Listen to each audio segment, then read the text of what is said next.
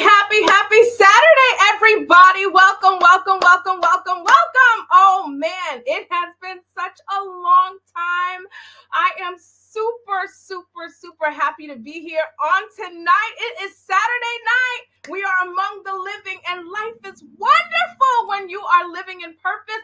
Come on in. You are tuning to this special edition of the Ash Shelley Show. Make sure you share. We're going to be talking about mental health hygiene in men. I have an amazing guest tonight. We're going to have a candid conversation. So tag a man that needs to hear about this. We're talking about mental hygiene in men tonight. Such an important conversation, but it's going to be fun. It's going to be energized. So I'm asking you to share. Please go into the comment section. Let me know who you are, where you are tuning in from. And for those of you who don't know me, my name is Shelly Fan.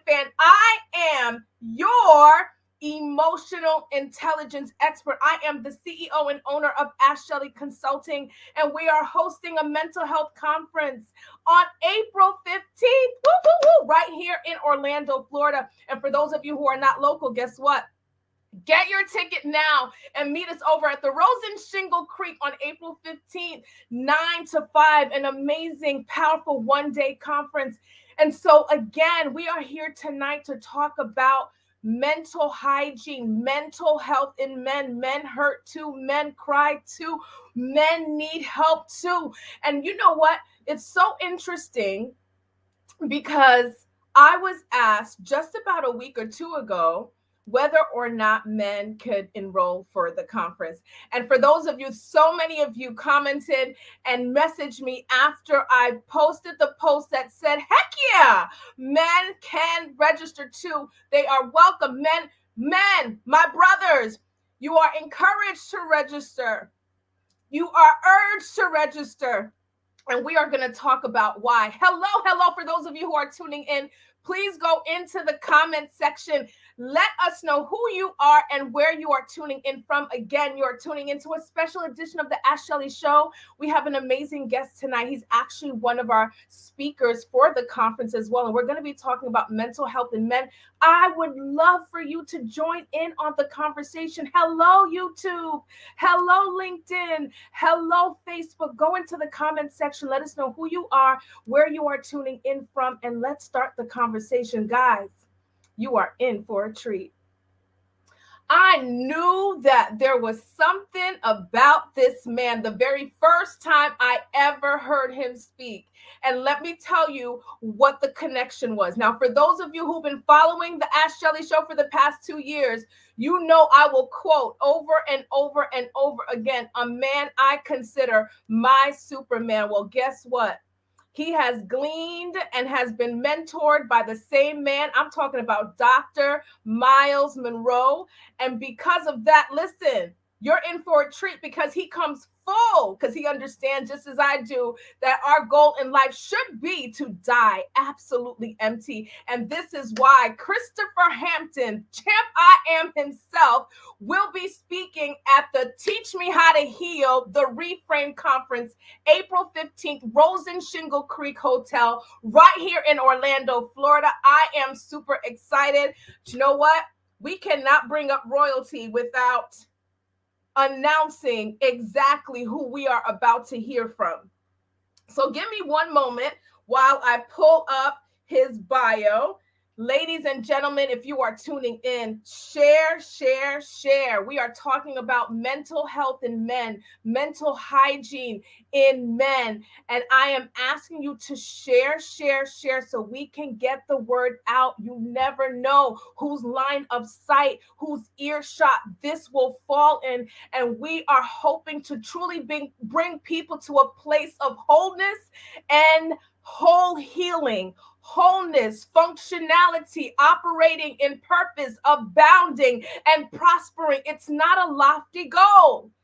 It just takes awareness to really and truly understand what we need to do to be the greatest versions of ourselves. Let me see. Someone has commented. Go ahead and let me know who you are and where you are tuning in from. Dr. Rhonda, excited to be here. Thank you, Dr. Rhonda Wood, for tuning in. We love you. Can't wait to get you on too. Dr. Rhonda Wood is also one of our amazing speakers for the Teach Me How to Heal Reframe Conference. But tonight, we have Champ I Am himself. So give me a moment. Give me a moment. Give me a moment. And I hope my eyes don't fail me. All right, here we go. Award-winning international keynote speaker, leadership expert, best-selling author, and global leadership expert, Christopher C. Hampton is one of the most empowering, entertaining, and enthusiastic voices in speaking today, inspiring audiences with transformational principles for embracing greatness and success. He trains individuals, corporations, and organizations worldwide to overcome obstacles, pursue passions and life and purpose. Individuals and organizations around the world have been impacted by his message of unlocking your personal power. Through sharing his personal journey of discovering his potential, Christopher challenges his audience to embrace their next level personally and professionally with his unrelenting passion for helping individuals succeed. Christopher founded the Champ I Am organization, which provides strategies that challenge and motivate entrepreneurs and leaders to break out of their comfort zone and release their inner champ. Understand what a champ is. A champ is someone that does it despite the fear, does it despite the doubt, does it despite the opposition. A champ is someone that understands their purpose and goes forward in full throttle mode no matter what. They believe in themselves, and that's the only requirement. And so this is Champ I Am himself. He lives what he teaches, and this is why he's not just a motivational speaker. He is a transformational speaker. See, you could be a motivational speaker and motivate a whole entire audience and get them completely fired up, but not one person will change. Why is that? It is because we cannot take people to destinations we have not yet arrived. But Champ I Am has. He teaches what he applies to his own personal life, and he is sharing his time with us on tonight. So put your virtual hands together as we welcome himself, Christopher Champ I Am Hampton. Woo! Woo! I gotta match that. Gotta get that energy going. I gotta match that energy right now. Okay, yeah, keep going. Gotta match that energy. Oh, wow. Thank you so much. Listen, guys, I'm going to be honest with you. Everybody laughs about my old HP notebook, right? From like who knows what year. I love it. It still works for me, although it moves super, super slow. So I got this new MacBook and I couldn't log in today. I just couldn't figure it out. So I am so super apologetic to all of you who have been on since 8 o'clock waiting for us to go live. But guess what? We are here and we're going to get started. Mr. Champ I Am, tell us a little bit more about your brand. Oh, wow. Like, Champ I Am is an evolution, I say. My brand came when I discovered that there was more in me than I even realized. It was a declaration of what I was capable of. And God's funny because my name is Chris and last name is Hamp. And people used to call me Hamp all the time. And they would just call me Hamp. And then my first initial was C. So that's where the Champ came from. And God was just like showing me that, hey, there's a champ. And a lot of times when we talk about champ, we have a savior complex, meaning I need somebody to save me. But what the revelation of myself was that I've been given everything that I need already on the inside of me to be able to do what I'm supposed to be doing and making the impact in this world that I'm supposed to be doing. My journey is to release the champ that's on the inside of me. So I have to cultivate that. I got to develop that and I have to become that. And that's what my journey over the past 7 years since I've started this was basically developing and discovering that you are fearfully, wonderfully made. There is so much on the inside of that you are capable of doing. The I am portion was not only a personal affirmation, but a spiritual affirmation because I believe that I've been created with God, by God for purpose. on purpose. So I'm just didn't come out of here, and out of all the millions of people that showed up on planet Earth, I am here for a purpose. But I'm in a partnership with the great I am, and that whenever I get to the point that the champ seems like he's about to fail, the I am always kicks in and brings me over. So champ I am has multiple definitions to it, multiple ways that you can come and receive it. But in the end, it's talking about releasing that champ that's on the inside of you. And you have to be able to be that first partaker of that first is the I am. I love it. And I am so big on affirmations, and my clients know it so well. My high achieving clients that always tell me they don't have time absolutely hate it when I say, hey, let's do a journal review, because they always say they don't have time, or they don't have time to do their affirmations. Those are the two things that I require: journaling and daily affirmations, because I truly believe, and we know the word says that faith comes by hearing. We don't need to believe what it is we say. Your belief is not necessarily required, but your consistency is. And with that consistency, faith will come, and what you're saying will become your belief system. What was the catalyst for releasing Champ I Am? I know you kind of talked about how it kind of was always there with your initials, and then you added the affirmation at the end. Was there like that one thing that caused you to start this movement? Yeah, I always stop at 7, and I think it's been longer than that now. I think 2016, 17 was when I started this. But it started because I was living life, and just living life, and I was going to work. I was caught into that rat race, and I was just struggling just to live. And I wasn't poor. I've always had for what I need, but I was doing overtime. I was working a full-time job, and then working a night job as a security officer, and then being a full-time caretaker for my mom, and until she passed a few years ago. But here's what happened. One day on my night job, I was going home from work on my night job, and I felt something on the inside of my chest feel wrong. Something was not right with my heart. So I went to the emergency room, and I'm sitting in the emergency room. The cardiologist comes to me and says, well, Chris, you look like you had a heart attack. And I was like 37. So I was like, I wasn't old. I wasn't decrepit, didn't have any history of heart things. But you hear that, and there's two types of people that hear diagnosis. You hear these diagnoses, and then you say, oh, it wasn't, oh, I'm going to die. It was, no, you haven't done what you've been called to do. And it was myself speaking to myself, screaming out that you can't die because you didn't do what you're called to do. And then I start to have that conversation with myself, and it was a spiritual conversation. So I'm talking back to the creator, and creator's talking back to me. And I'm like, well, what are you called to do, Chris? You know what you're called to do. You're called to speak. And I'm like, well, nobody knows my name. Speak. Who's going to hire me? Speak. I felt like every excuse I could throw out there, and the response was speak. So what I did, I started to speak. I went where speakers spoke. I went to Toastmasters.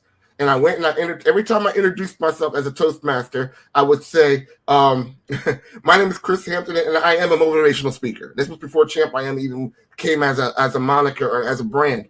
And I said, I didn't say Chris Hampton, I want to be a speaker. I said, I'm Chris Hampton, I am a motivational speaker. And within 6 months, I became an award-winning Toastmaster speaker. I won 3 competitions where I was first place and second place in humorous. I didn't know it was funny until that, but humorous speaking and table topics, where we had that 1 minute to speak on things. And I was actually the top speaker in South Jersey, then went on to Pennsylvania and came in the top 3. So that's when I became an award-winning speaker within 6 months of me stepping out. So the journey of me just stepping out and stepping out and stepping out, from that point on, it's been a journey of me just stepping out. But I had to be confronted with my thinking, and we're going to talk about this during the course of what we're going to talk about today about mental health. I had to change my thinking about how I saw myself before I could step out and do anything. But when I made that shift in my thinking that I'm more than just a caretaker, I'm more than just a worker, I'm more than just a husband, there's global impact on the inside of you waiting to hit. And it doesn't necessarily come in the package that you thought it should come into, but you are the package. And I had to learn that. I had to step out on that. And this journey over the past 7 years been filled with promotions and elevations and favor and just education, because education is going to come as you step out into your own. And now you're seeing the result of a decision. And every day I decide to be that person that I've affirmed myself to be. That you affirm yourself to be. I love it. I've confirmed my affirmation. Ooh. Okay, let's go back to that hospital room. So you're there and you're like, no, like I got so much more to do. That just gives me chills, but I'll get to that if we get to that, because that is like, oh my gosh, I can relate to that. So here you are, and you're in this hospital room and you're saying, I am not done. I am not done. How much did your mental health or lack thereof get you to that spot where you're sitting there in front of a doctor and getting a doctor's report that, is causing you to feel like, wait, I need to get it together? How much did your mental health get you to that spot? Well, I guess because even when you're talking about, you got to say, when am I overworking myself? When am I doing more than I'm supposed to be doing? I felt like everything that I was doing, I had to do because situations had me there. I was doing, being a caretaker for my mom. And I learned in being a caretaker for my mom that my mental health is important, because if I'm in a funk, I can't take care of her. If I'm in the wrong way, I can actually become abusive to my mom if I'm not taking care of myself, because I say, I'll forget all of y'all and then just leave her there. And you're like, well, how could you do that? Because you're not taking care of yourself. You got to feed yourself. You have to have a love bank for yourself. And what I mean a love bank is something that you're continually making. We talk about love banks for partners. And when we talk about having a partner love bank, you're always putting money, making deposits in that love bank for your partner. But you need to have a love bank for yourself.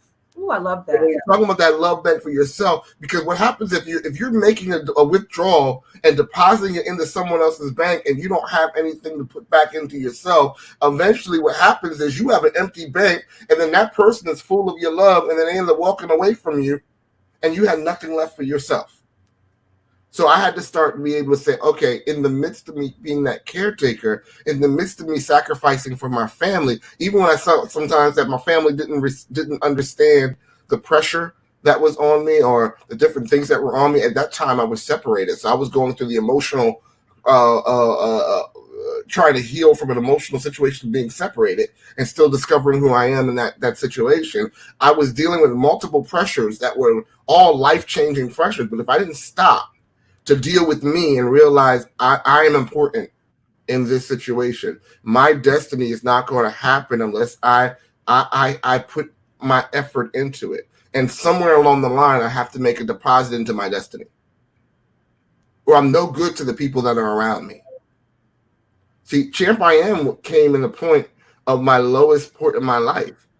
Here I am knowing I'm global impact, and I'm supposed to help other people. I'm supposed to help men and their families and how to connect with their family and be able to grow their family. But my family had fell apart. So here I am dying on one side, and then being put into positions where I am restoring life to other people. But in the midst of me doing that, I was able to find the greater picture of who I am. So it gave me an understanding of what I went through. And we talked about this before. Gave me the understanding of what I went through. So I'm not crying about the past. It gives me direction of what I'm going to, because in my present, because now I understand that was for a reason, and that I had to learn the bad traits of a husband. I had to learn the maturity of a man. I had to learn all those things in order for me to be able to now put those things back together. And it gives me direction in my present. And now it gives me wisdom for my future, because wisdom is the understanding of knowledge. So now I know how to properly use the information that I learned in my past and my present, and now I'm more effective going towards my future. I can't write fast enough. Guys,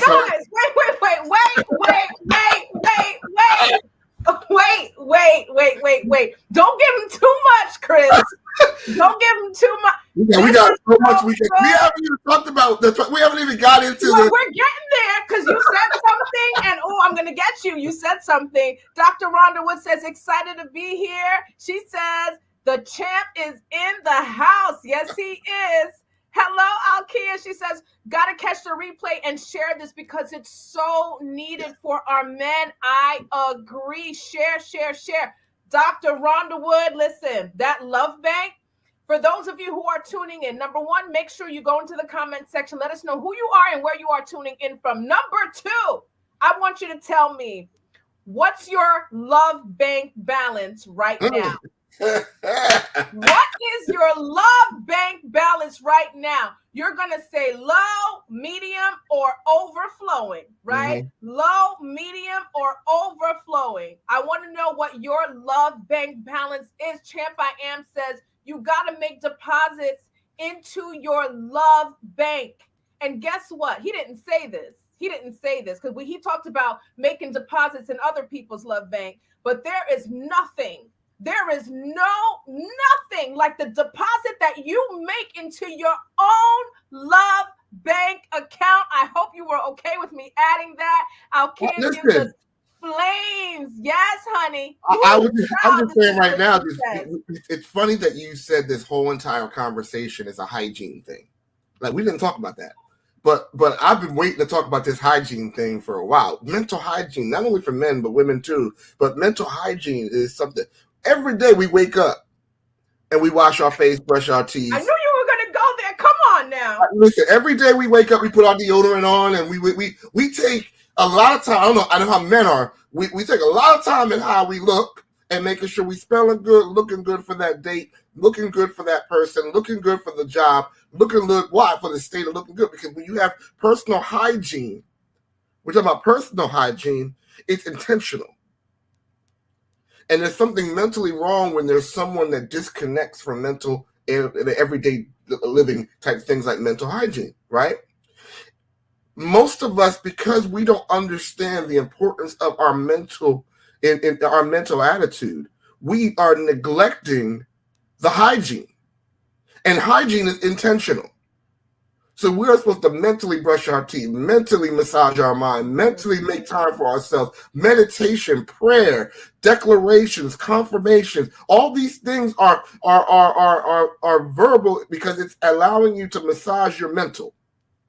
It's there to build in that mental. Every time you're doing, what you focus on is what you become. So if you're not focusing on your mental side, and because we're not trained and we're in our communities, we're not talking about this as a hygiene thing. We're going to talk about the hygiene. We're also going to talk about the fear of therapy and all that stuff and the overrides of that. But, as a hygiene thing, it's intentional. And right now, your mental breath stinks. Hey, Are we going Pentecostal now? Here I am. Wait. You gotta say. You have to say. You better say that again, Champ I Am. Your mental. Your mental breath stinks. Is that what you just said? Yes, because when you look at halitosis is something in your gut's not right. And because you let all that stuff fester on the inside of you, it's got to come out. Woo! You see it come out in your emotions. You see it come out in your everyday interactions. You got people that are in a permanent mental funk. They're just nasty just because they're nasty, but they're nasty for a reason. They're not taking care of this. And in church, we talk about the spirit. But the spirit it flows with your mind. It's directed by your mind. Otherwise, the spirit would tell us what to do all the time and we would do it. But if we don't have proper thinking and proper belief systems about how we think and how we interact with each other, you're going to find out you're missing and you're lacking and you're decaying on the inside. And we have to talk about this. We have to talk about this. Men, we need to talk about this. I'm here to talk to men about this because we need to be intentional in that, just like we go to the gym. Listen, I hit 47 this year. So I'm looking at it, it's harder. It's harder to get this weight off. It's harder to do certain things. And if I'm not intentional, my body will take over and start to go in wrong directions. My pressure will go in a different direction. It'll go in the areas that I'm predisposed to go into. There's certain risk factors that I have in my life mentally that if I don't watch it, I'm predisposed to become a certain thing. There's certain mental things that are on your back that you are predisposed of doing. You don't want to be like your father. You don't want to be like the father that was not there. Go. Talk about it. You're not intentional about it. You're predisposed to repeat the behavior that you've been introduced to all of your life. So that's going to take it's going to take intentional you putting your hands on your mind and saying, I will not be a deadbeat dad. I will not give up on my family. I will not walk away from my children. I'm going to be the one that's going to be a blessing to my children. I want to be able to create generational wealth. All those things are intentional, but they're mindsets. And if you're not making the time for it, you're going to suffer in the end. So I hope I'm not taking too much time in saying that, but that's no, you are not. I'm gonna highlight some nuggets that you said, and there was, I know that we're talking about mental health and mental hygiene in men. Guys, listen, if you haven't yet, share. Let your friends know. Let your family members know. Let your spouse, your friend, your boyfriend, your sister, your auntie, uncles, let them all know they need to tune in. This is a candid conversation about mental hygiene. And let me just recap for those of you who are just joining some of the things that our guest today. So this is Champ I Am. You got to watch the replay for the bio. Some of the things that were said already. What you focus on is what you become. That's a whole nother 2-hour show. Okay. So what you focus on is what you become. Champ I Am talked about a love bank and the importance of us making deposits into our own love bank. I love this. Guys, you may have missed it, but he said that he released Champ I Am when he was at one of the most lowest points of his life. And so I want those who are waiting for that right time, that perfect time for the resources to look just the way they need to look. You're waiting for your bank account to look like just a certain way. You are waiting for your social capital to look like just a certain way. Understand, there is no perfect time to start. Your perfect time to start is right now because you are already fully resourced to do everything that God has called you to do. And you have to understand that that is how it works. The decision comes first, the provision comes after. Most of us are waiting for the provision to come before the decision, and it doesn't work that way. This man released a movement when he was at the lowest point of his life. Allow that to encourage you. He talked about wisdom is the proper application of knowledge. Do you understand that? You could take knowledge and apply it in the wrong way and operate outside of wisdom. Wisdom is the proper use, the not only the proper application, but applying it at the right time. That is what wisdom is.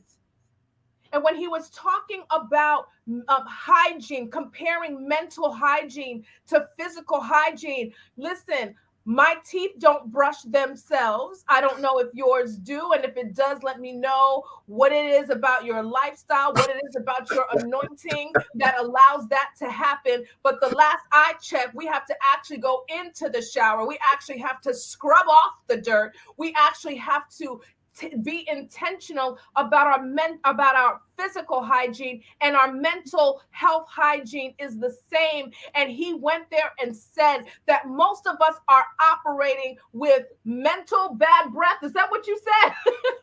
Like your mental breath is bad because you are not being intentional about your mental health hygiene. What I wanted to come back to, you said this, Chris.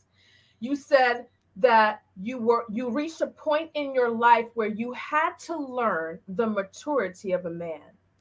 Mm-hmm. I really need you to go into that more, because I could only imagine that with all of your other mental health matters that you were dealing with, being a man and whatever that means, right? Because that means different to different people, that it Mhm. may have added just another layer to your challenges. Talk about it. Well, there's certain stresses that we come as a man, so we can't, like right now. If I was to share about some of the thoughts that, from a male point of view, you probably think, well, that's what I go through too. Man up, trigger, man up. We're gonna talk about, but we say it like this: we're talking about to be that man, and it's like, well, there's no manual about what being a man is, and what's confusing in this society today, wherever you lie politically or whatever you lie with your mentality, they're trying to basically take out what a man is and demasculate what a man is. So we're discovering as while we are moving what manhood means to us and what it means. And a lot of times the reflection of manhood that we saw was the reflection of the man that was in our life. So you Wow. asked me what the definition of maturity is. The definition of maturity to me is when you know what is right to do and you do it. That's the difference between someone who is mature and someone who is immature. The person who knows what to do and they choose not to do it, that's the definition of immaturity. It's simply. So as a man, I'm learning things, and I'm learning things about myself. I remember, like I said, marriage will show you how mature you really are. When I got married, I thought I was mature, but I was immature. Okay. I had a different view. I had a wrong view of what marriage was because I was just totally in la la land thinking that it was supposed to be a certain thing that it wasn't. And maturity had to be able to learn was I was constantly being put into situations that showed me a greater depth of who I was that no one ever showed me how to maneuver through. So you look at me right now, and I laugh, I'm smiling, I'm doing all that, but I didn't know that I could be angry. I didn't know that I could be angry. And being in a blended family, I had to try to lead a blended family that didn't want me to lead. And my wife and I weren't on the same page because now it's her wife and she's trying to advocate for the children and I'm trying to advocate for me at the same time. And I'm thinking I need certain graces. But I was going through that and I was dealing with seeds of rejection in my own life. So I'm coming to terms with my inadequacies in the midst of a marriage, which now is being magnified. It all ties back to my psyche on how I'm dealing with things. Finding out that the best knowledge that I knew, it wasn't working. That made me respond a certain way. I realized there was parts of me that I needed to mature in. And I was not going to be out of that cycle until I learned how to deal with my anger, what my triggers were. So my trigger was disrespect. So when I felt as a man I was disrespected, then I didn't know what to deal with that rushing, overwhelming emotion of anger. And because I'm hyperverbal, my anger doesn't show with me beating somebody down. My anger shows in my words. And now my defense mechanism come in, and I can cut up a situation and be like, "Hey, I can cut you down verbally and not think twice about it." But a mature man learns that those are his weaknesses and makes room for that and makes room that he can heal.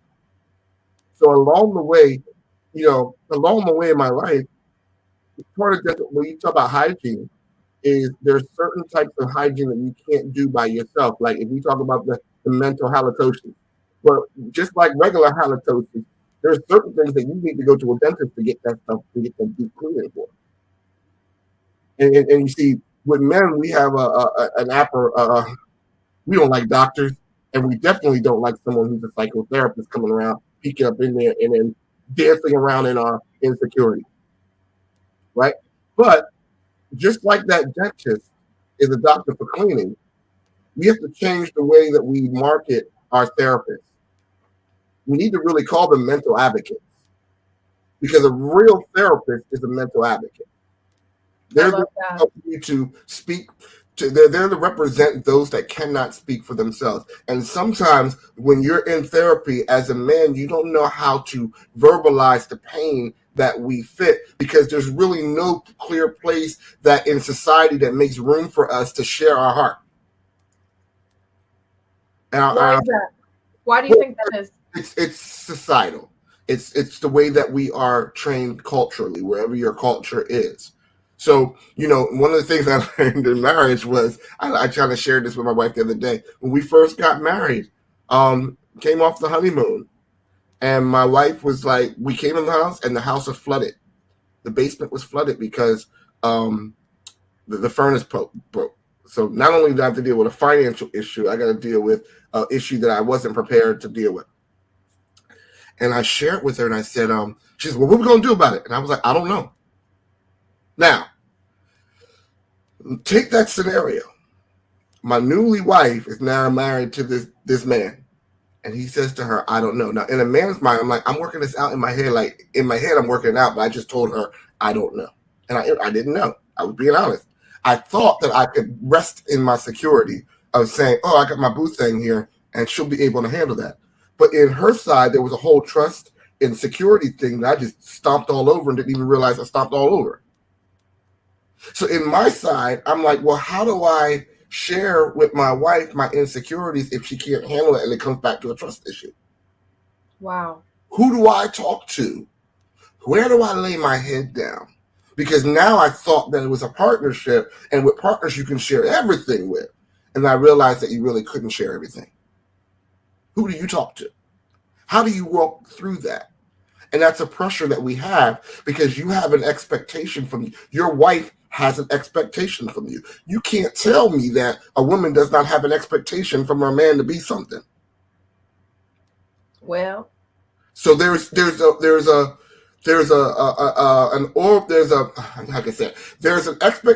that we got to have our stuff together. So we think that in the world, we fight in the world during our daytime job to make sure that we have our stuff together in person. Then we come home, and to a level, we have to have our stuff together there. And when do we get a chance to take that armor off? And this is from a male point of view. So you ask for a man to talk, I'm talking. I'm sharing some of our secrets. Okay, we have that, and hopefully you're hearing this from the women who love us to be able to say, okay, it positions me to understand. It permissions me to give him some grace.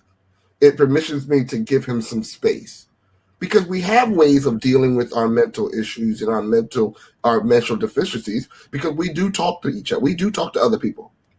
We do talk to our boys. We do talk to trusted people. We have ways. Now, there are some people that don't have those things, and I think you need to make room for that. We do. The reason why men sometimes go to the gym is to work off of some of that energy. So if you're constantly beating down on that man and being able to say, you're in an argument and he wants to walk away, let him walk away. Because if he walks away, if he stays in your presence, what he's doing is he's sucking in that energy. And he has nowhere to release it. So if he gets to go to the gym to release it, let him go to the gym, release it. But I also think a counselor or a mental advocate or a therapist is there to help you to be able to walk through that. Because when I went through therapy, I realized my personality is I'm that guy that's the gap filler. I'm that one that's always coming in and trying to make peace. I'm that one in the family that just wants everybody to get along. So I'm not the black sheep. I'm the one that's trying to help everybody. And what happens is the helper person, I learned this, the helper person is so busy helping other people and giving out to other people that they forget to take care of themselves. That's it. I heard the other day we were talking, because we're having another mental conversation about the artist of Twitch that passed away from suicide. And they were talking about, when I was listening to them talk about him, they were like, he was so concerned about what was going on out there that his voice was not being heard, or he was sharing, but he felt so much in that he kept some of that inside, and what happened was, if you leave stuff that's on the inside of you untouched for so long, it becomes too much of anything can harm you. It becomes detrimental. Wow. Your purpose. There's a Bible proverb that says, hope deferred makes the heart sick. That's it. And some of us have been, and you're like, well, Chris, I'm female, and I'm going through the same thing. We are going through the same thing, but we're handling them differently. Say that again.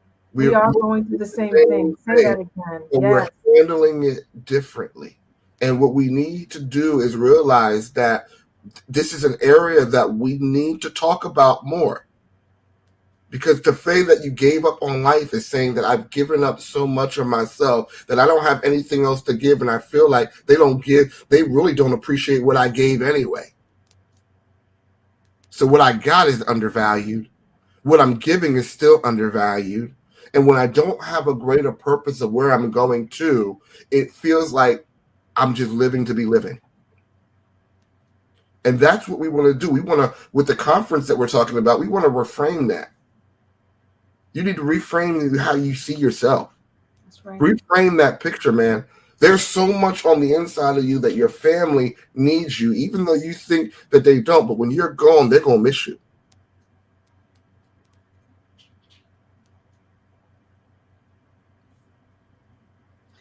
Earlier, you said man up. That's a trigger. Oh, yeah. I would love to hear you share your perspective on that phrase that is said so often. I don't know if it's a black thing or it's a single mom thing or wherever it comes from. It comes from a place of hurt. Um, we hear that man up phrase. It's like, you tell me if you've seen this. Oh, I want my man to be emotionally there for me. I want him to care for me. But then when he tries to show that those emotions, man up. It's like, tell him up. Oh, let me get back into my place.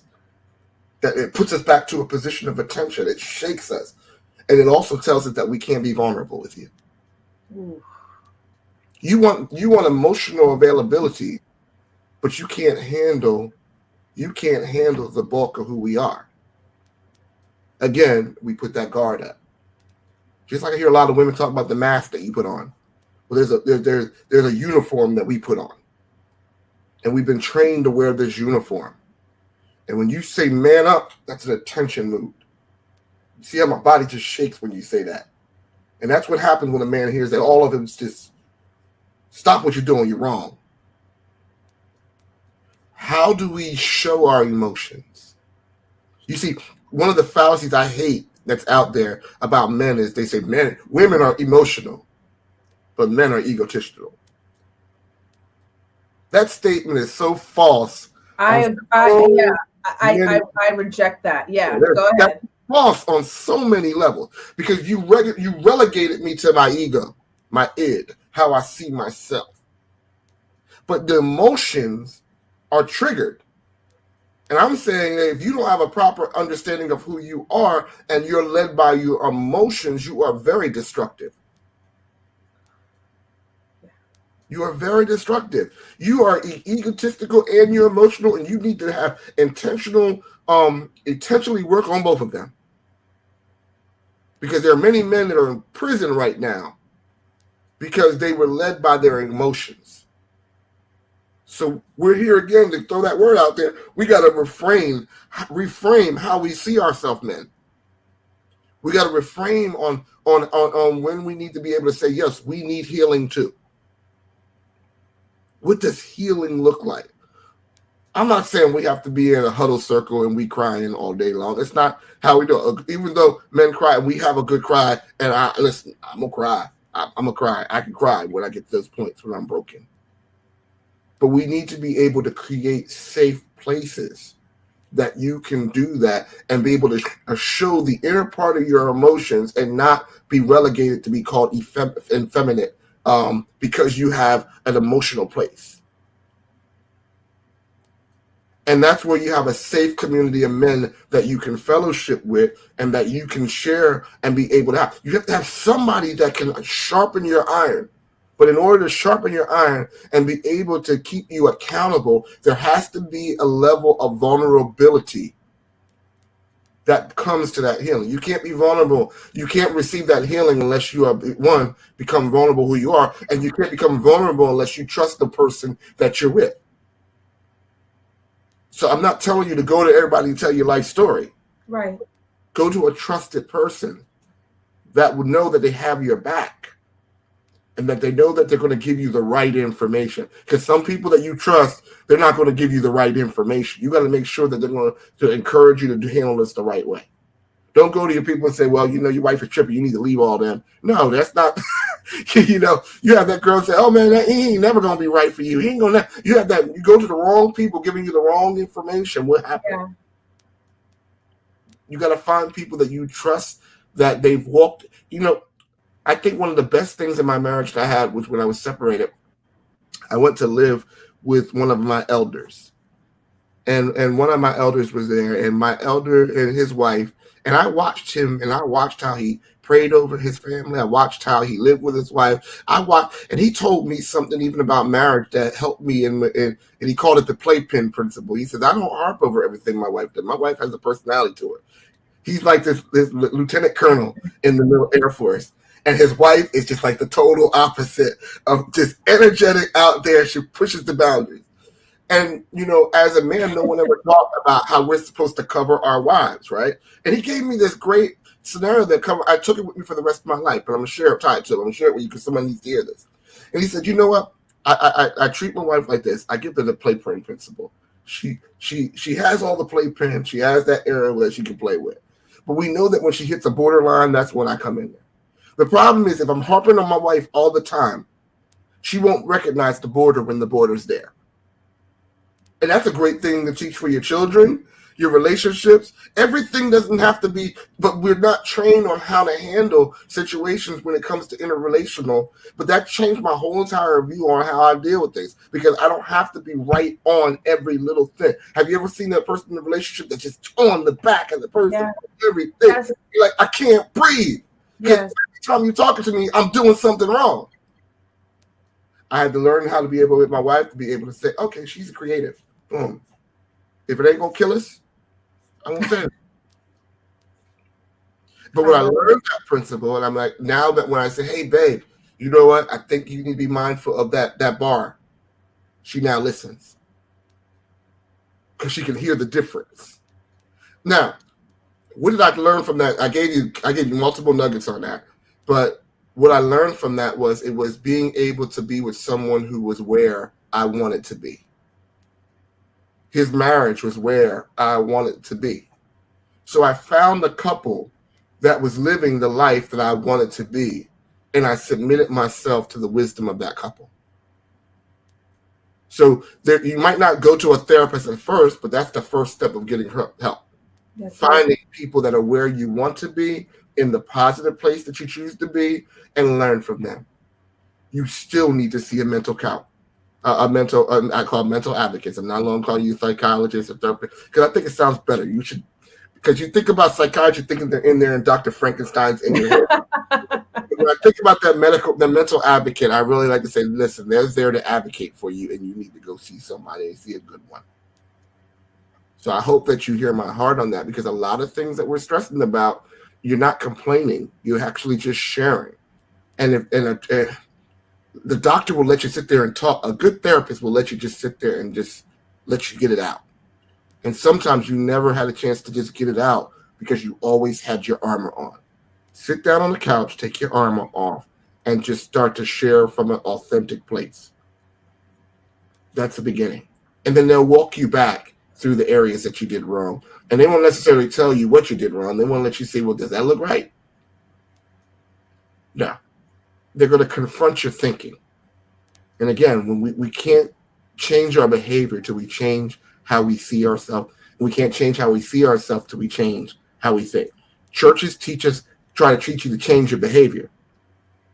But even the church, even the Bible says, he said, be not conformed to this world, but be transformed. But by the renewing of your mind, conformity come from your behavior change. It comes from a mind change. It comes from you constantly renewing your mind on how you see yourself. Listen, man, how are you looking at yourself now? What are some toxic areas in your life that you've been hiding under the armor, but you don't know how to yield, and you don't know how to give that up? I think it's time for us to have that reframed conversation. You said something earlier. Oh my gosh. First and foremost, guys, Champ I Am is one of the speakers at the Reframe conference. So it's Teach Me How to Heal, the Reframe conference. And we were super intentional, very, very specific about what we are calling this conference. You know, I knew of a woman who used to specialize in framing, didn't know that was a thing. It's a thing, Chris. It's actually a thing. You can take a very low cost, cheap, whatever words you want to use, picture and put it in an amazing frame, and it increases the value of that cheap, worn out, low cost picture. Reframing is very powerful. A lot of the times, we don't necessarily need our situation to change. We need our thoughts and our mindset to be reframed. And that's what makes the situation change. The situation changes because you see it differently. And that's what this conference is about. I see here that we have, oh, let me highlight some of the comments. You got some, woo, you got people like, I can't write fast enough. Yes, yes, yes, yes. Let's see. We have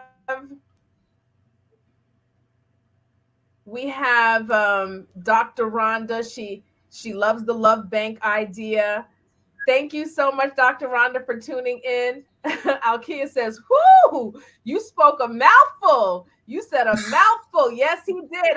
I was trying to keep up. I was trying to keep up." Dr. Rhonda says, "Too many nuggets being dropped. I can't keep up."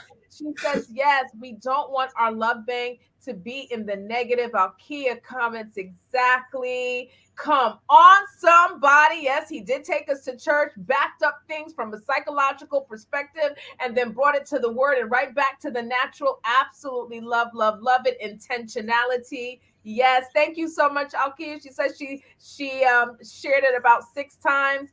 Woo, most men are triggered when disrespected. You know, they say that the overall, and not to stereotype because that's not healthy either, but overall, when you're looking at from a grand point of view, and I guess this is another point of discussion or debate, that the greatest need that a woman has is safety, and that's personal safety, emotional safety, physical safety, where respect is the largest or greatest need of a man. Now, I guess we can debate that, but it is definitely in line with what you said earlier, Champ I Am, about respect and the importance of that. Proverbs 13:12 NIV says that hope deferred makes the heart sick, but a longing fulfilled is a tree of life. Yes, Dr. Rhonda says, submit to wisdom. That is something that's really important. I talk about the lack of safety that so many women feel when it comes to submission. And listen, when I was going through my healing process, one of the mindsets or one of the destinations that I arrived that was evidence of healing is when I honored and no longer saw submission as something that was a threat. I actually got to a point where I realized that my submission was the greatest gift that I can give to a man in all of my beauty and power and authority and royalty. For me to submit to the leading of a man, for me to submit to the priesthood of a man was the greatest gift that I can give to him. And so I changed my mind about submission being a weak thing or surrendering to some form of abuse. The devil is a liar. I do want to Can say, I share to that too? To yeah, that yeah, absolutely. because I think we have to really, and that's great that you're sharing that from a woman's side of you. But the Bible says that we are to submit to one another. So that's not a woman thing. It's a trust thing. Thank So you. when you look at it, we try to make that say submit to your husband. Well, no, we have to submit to each other. And when you in the act of submission is an act of trust. I'm putting the And the fire out. reason we're like the act of submission is an act of trust, meaning that I have to let my guard down to submit to my wife.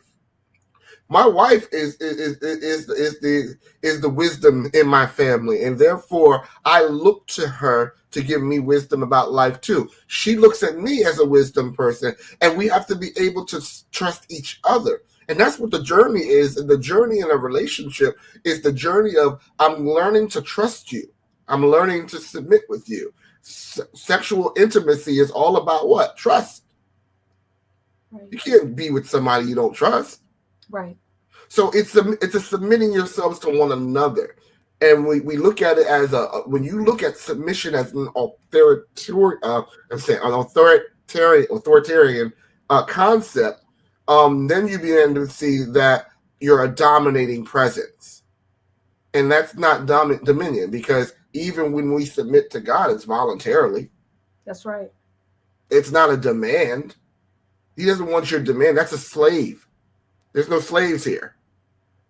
So he wants you to submit voluntarily to the will. So he's our example. A problem is a lot of times is because we have the wrong viewpoint. It's been taught to us the wrong way, that we don't really see the value of it, or we start to build in hurt defense mechanisms around it. So when you look at submission, and I come and talk about submission, and if I don't define submission in the first 30 seconds of me saying it, automatically you're closed off because of your definition of what submission means. But men, we are to be a servant leader to our family. The best leader in the world is the one that serves. And to serve means that you are submitting yourself for the greater good of the family, meaning that you want to make sure that they eat first. I know that we had it the other way around, and we say, listen, I'm the man, so I want to make sure my woman makes the plate for me first. We don't, nowadays women don't cook as much, so it's like, no, just saying. But just saying. Hold up! Yeah, I'm just playing. You were doing real good. No, but that old way of saying that my wife is first. But really, it's a matter of hey, if I was really good, I want to make sure my wife is taken care of first. Come on. And if I'm doing that, I want to make sure she eats first. Why? Because I'm the servant leader. And it actually becomes a competition of how you're going to serve each other. That could be your thing. But when you have an unhealthy view of service, an unhealthy view, that all ties back to your mentality. It all ties back to your mental health. Because if you have a toxic view of servanthood, because how you've been raised and how you've been looking and how you surround yourself, it comes out of you sick. It comes out of you perverted. Yes. Ooh. And this isn't even what I'm talking about on the Reframe conference. This is just the primer. That's the reason why I said we had to have this conversation. Yes. And we have to make sure, because men, I'm just hoping that y'all show up, brothers. And this is when I say brothers, this is my multinational brothers, white, black, Hispanic, all of y'all. Y'all my brothers. And these are issues that are hitting us. And we need to take the time to learn how to still ourselves. So I think you have meditation. You need to tell about all the benefits of having these detox rooms that we're going to have, and be able to have maybe have a room just for the men, so we can be able to let our guard down for a little bit. Listen, men, you need to make a deposit in yourself. You need to be there so that she can change up her whole order to accommodate the men that we're there, that we can have some stuff that we can do while we're there. Do not leave me in the room to meditate by myself. All right. I want some brothers in there that we can talk about, and we can commune with each other and be able to share some truth to each other. Because there's only some things that we're going to share when brothers are in the room. Now, you heard it from Champ I Am. Don't leave him alone. Don't leave him alone, fellas. Look what you did, Champ I Am. Derek Paris says, women don't cook it all anymore. That's another conversation for another day. No, my daddy told me I can cook. Chris can cook. My dad said, listen, you better learn how to cook, because there's one less thing you need your woman to do is cook. So I learned how to cook. But every now and then it's nice to have a meal, man. And he cooked too. Derek Paris says, I enjoy cooking. I got a private message. Someone sent me a text message, wanting to know, do you have any single brothers or cousins?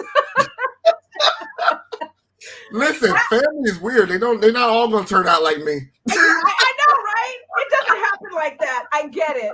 You know what, guys? Listen, you just got a little taste of what Champ I Am is going to bring for the Reframe Conference. And again, it's on April 15th. April 15th at the Rosen Shingle Creek. Go to www.teachmehowtoheal.com. Again, that's www.teachmehowtoheal.com and register. We have an early bird special going on right now. It ends on Valentine's Day. You can get $100 off by buying your ticket today. So run to teachmehowtoheal.com. And just the way, Champ I Am talked about earlier, we're going to have an amazing lineup. We have motivational speakers coming in. We have professional doctors, psychologists, trauma experts, tapping experts, you name it, that are going to be talking on the main stage. Our attendees are going to be given the opportunity to break out into a healing session. And we have 5 different breakout sessions that you can choose from. One is hypnosis, that is available to VIPs only. We have 4 additional breakouts. Stress and anxiety is another. Overcoming depression is another. Trauma is the third. And self love, like literally learning the practical skills associated with self-love. And you're going to be with these professionals teaching very practical skills for a little over an hour. And you're going to get to decompress in one of 4 rooms: one art therapy, another for dance, another aromatherapy with meditation, and the 4th one is yoga. You don't want to miss it. It's a total, complete mental health experience. And we invite our men, we invite our women. Run to teachmehowtoheal.com and register today. Champ I Am, tell us your service. What is it that you do, and where can people find you? You can find me on Champ I Am. It's ChampIam.org. So that's where you can reach me at. I'm a conference speaker as well. I just started coaching, so now's the time to get into our coaching community that we're doing and sharing, and that's one-on-one. So one of the things I'm doing right now is showing you how you live your life on purpose. So I talk about purpose, I talk about vision, I talk about the passion, I talk about the problem and the solution. And during our time together, you're going to be able to write that out and be able to whatever your path is, whether you're starting your business, getting that family right, I'll be able to show you by the time we're through our 3rd session how to make that and manifest that. So if you want to learn more about those coaching opportunities and you want to reach out to me, you can reach out to me. My email is champton, CHAMPTON @champim.org. And I would love to just be able to talk with you in those one-on-one sessions while they last, because one-on-ones are going to be a little bit more intimate.